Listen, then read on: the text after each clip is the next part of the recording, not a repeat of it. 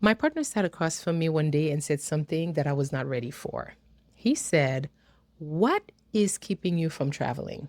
I said, "Money." And then he said, "What if it was all expenses paid? Now, what is keeping you?" I said, "I need someone to go with me." And then he said, "Okay, I just took that away. Now what?" And I sat there and I ran out of excuses. Because here's what I had just figured out about my own life: I was not leaving it, I was maintaining it. The nice house that I bought, the cars that matched it, the American dream that I came to this country alone from Haiti to build. And somewhere in the building of all of it, I became a stranger in it. I was doing everything right, by the script, by the plan, by every measure that the people around me were using to define success. And I was exhausted and empty, and somewhere deep down, I knew this is not what living is supposed to feel like. A few months after that conversation with my partner, I was sitting at a cafe in France alone with a cappuccino, doing nothing. And it was one of the happiest moments of my life. Today, I want to tell you the story of how I burned the script, what it cost me to admit the life that I had built was not the life that I wanted, and what I found on the other side of letting it go. First, let me tell you what maintaining a life actually looks like from the inside, because from the outside, it looks like success. It looks like arrival. It looks like you did everything right and you have the receipt to prove it: the house, the cars, the address, the lifestyle. From the inside, it looks completely different. From the inside, every single morning you wake up not to pursue something that you want, but to maintain something that you acquired. The mortgage payment every month, whether you had a good month or a hard one, that number does not care. It is due.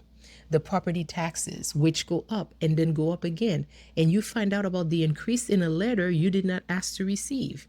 The HOA fees and the HOA rules that change, that tell you what color you can paint your shutters and when you can park in your own driveway. The insurance on the house, on the cars, on everything you own that could break or burn or flood or get stolen. The repairs, because things break, even when they are new, even when you bought the warranty, especially when the warranty runs out. And I remember a specific morning, I woke up and realized the central air was not working. And the repair company came out and told me it could not be fixed, it needed to be replaced. $5,000. Just like that. I woke up with a $5,000 problem that I did not ask for and did not see coming. And I want to be honest about what I felt in that moment.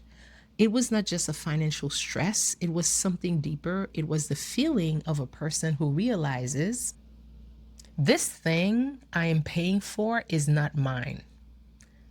I am its. I belong to it. The house did not belong to me.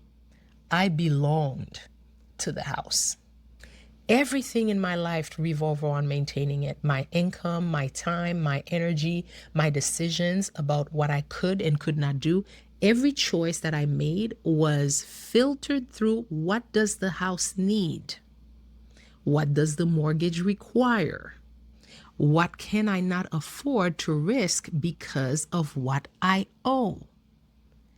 I was the maintenance crew, working the hours, bringing the money, paying the bills, fixing what broke, paying for what the warranty no longer covered.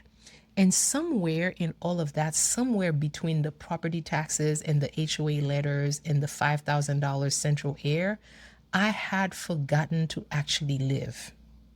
Let me tell you about the script that I was following, because you have probably seen it. You may be living it right now. In your 20s and early 30s, here is what the script says: find the perfect partner, put a ring on it, have the baby, buy the house, not just any house, the house that says something about who you are, the $500,000 house, the new construction, The one with the good school district and the HOA and the neighbors who also followed the script. And then you need the cars because the cars have to match the house. They have to say, look at us. We arrived. We are living the American dream. And you work to keep all of it. You work harder and longer and more consistently than you have ever worked at anything. Because all of it requires money, all of it requires that the income keep coming, and all of it requires that you stay on the conveyor belt. Because if you step off, the whole thing stops and you do not know what happens then. I followed that script, every line of it. I came to this country from Haiti alone, no family, no safety net, no one who had done this before me. And I worked harder than I had ever worked to prove that I belonged here, to prove that coming here alone meant something, to build the life that the script described. And I built it. And somewhere in the building, I became a stranger in it because I realized that I was not following my own plan. I was following a plan that someone else wrote about a dream that someone else defined inside a system that no matter how hard I worked, it kept moving the goalpost. Hit a target, the target moves. Deliver, the standard changes. Perform at a level that should have mattered, and somehow it never quite mattered enough. There was always someone whose opinion carried more weight. Always a metric I had not reached yet. Always a version of success that was just slightly further than where I was. I was not paranoid. I was paying attention. And what I understood slowly and then all at once was this. I was chasing a dream written for someone else inside a game rigged in ways that I could not win by working harder. And it was draining the life out of me in the process. That is when I quiet quit. Not out of laziness, but out of clarity. I was doing all of this, maintaining all of this, and not living. And that is not a sustainable way to exist. That is not what any of this was supposed to be for. So when my partner sat across from me and took away every excuses, I ran out of them. And what I felt first was not excitement, it was fear. And I want to name that fear specifically because I think a lot of women in my position feel it and do not say it out loud. I was afraid of what people would think. If I was no longer a homeowner and I was renting instead, what would my friends say? The ones on the water, the ones who had followed the script perfectly, what would not owning a home say about me? If I was solo traveling while in a relationship, what would people assume? What story would they tell? If I quietly stepped off the American dream conveyor belt, who would I be without the status that it projected? What would I have to show for all those years of working and maintaining and staying on the path? That fear was real, and I sat with it for a while. And then I noticed something about it. Every single piece of that fear was about other people, not about what I wanted, not about what would make me happy, not about what my life would actually look like and feel like. It was entirely about the perception of people who were not living my life and would not feel the consequences of my choice in any way. And then I asked myself, is that a good enough reason to not live? It was not. So I booked a trip alone to a country that I had never been to, with no one coming with me. And I was afraid right up until I arrived. And then something happened that I did not expect. It felt like a rebirth. Nothing dramatic, not the kind they make movies about, a quiet one. The kind that happens when you finally give yourself permission to just be, without performing for anyone, without maintaining anything, without the mortgage or the property taxes or the central air or the goalposts, without anyone needing something from you, without a script to follow. I sat at a cafe in France alone with a cappuccino, and I was doing absolutely nothing. And I was living, not maintaining, living, breathing. I was on a boat going from Vienna to Bratislava, watching historical sight pass by the window, the water, the old buildings, the history and the landscape. And nobody needed anything from me. There was nowhere to be expected exactly where I was. And I thought this is what I came to this country for. Not the $500,000 house, not the matching cars, not the status or the script.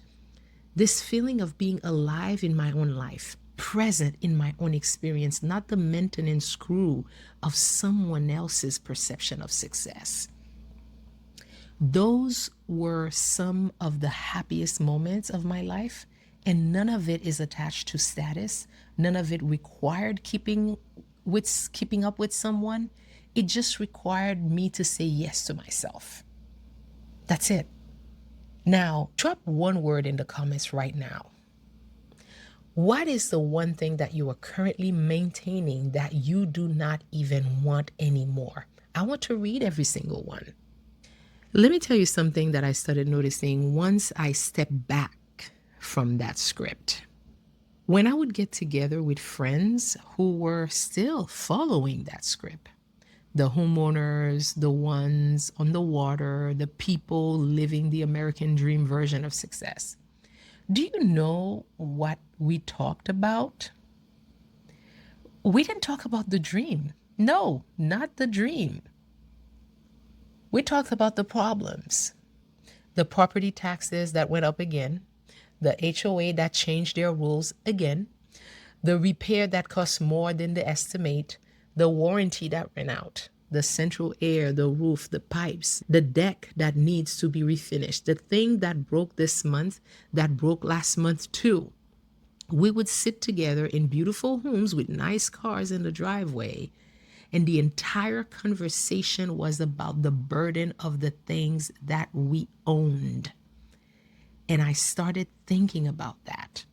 We work so hard to acquire things. We sacrifice time and energy and peace of mind to get those things.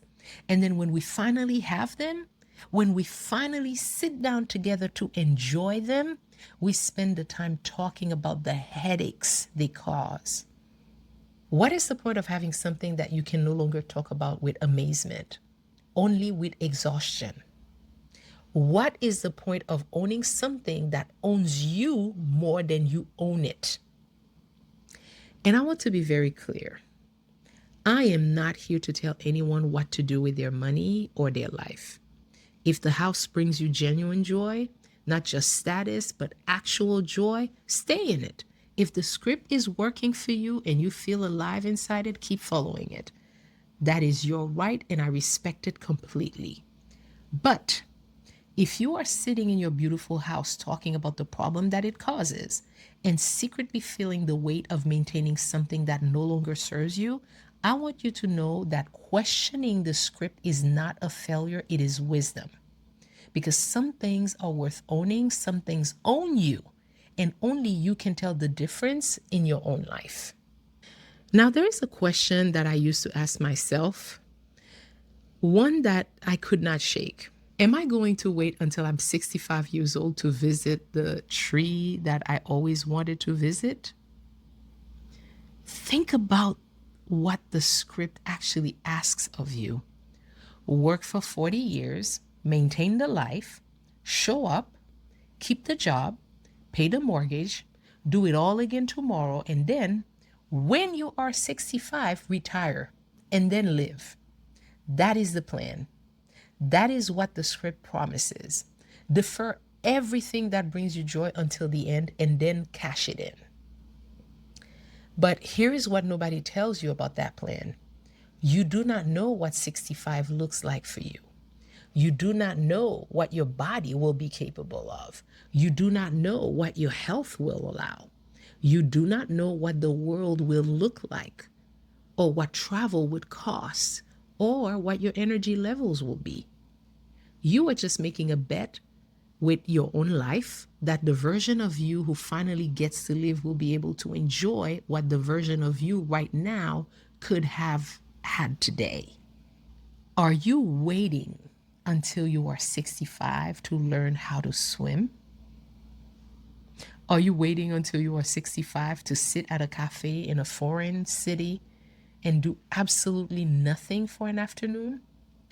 Are you waiting until you are 65 to take a boat on the Danube and watch history pass by the window?